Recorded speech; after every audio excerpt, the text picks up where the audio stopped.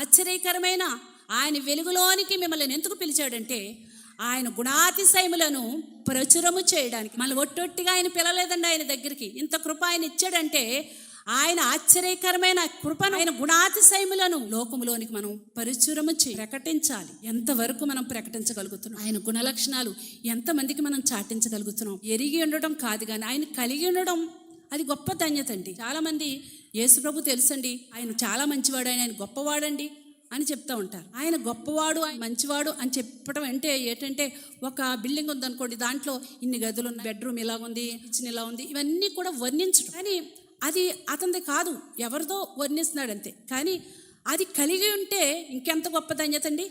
అదేవిధంగా దేవుని గుణ లక్షణాలు అలాగా ఇలాగా గొప్పవాడు, మంచివాడు, ప్రేమమయుడు అని చెప్పడం కాదు, కానీ దాన్ని అనుభవించి దాన్ని ప్రకటించగలిగినటువంటి కృపను దేవుడు మనకు అనుగ్రహించాడు.